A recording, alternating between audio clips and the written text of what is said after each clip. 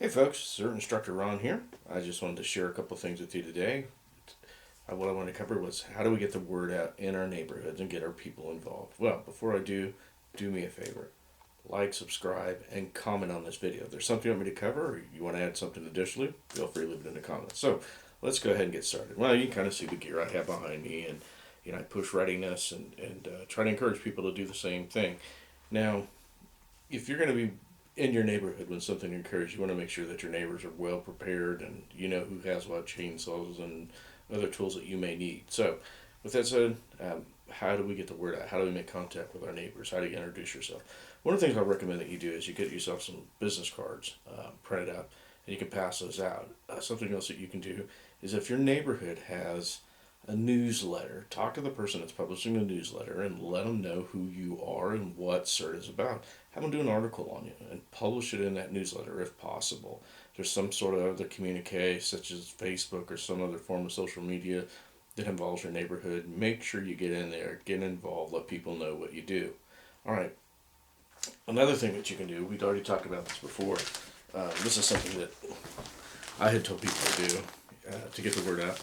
Put together some packets like this if you're able, if you can get the materials, and go pass those out door to door and introduce people and have some one-on-one contact. So this is another thing that you can do. These are really good ideas. It puts things in people's hands.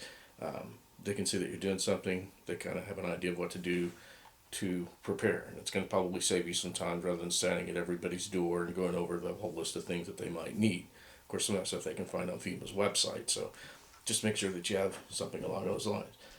If they're going to have any meetings or anything, neighborhood meetings, watches, whatever, attend those meetings. Again, if you have cards, you can pass them out and see what you can do. Maybe get a little time speaking to people about what CERT is.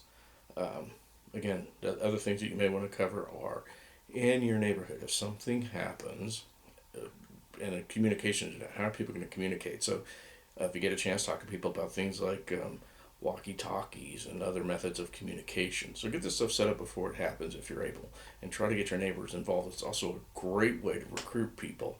Once they see what you're doing, it may inspire them to get involved.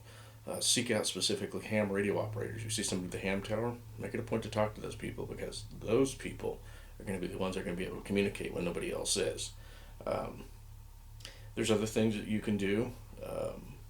Maybe put up some signs somewhere in a local small convenience store that everybody in the neighborhood visits.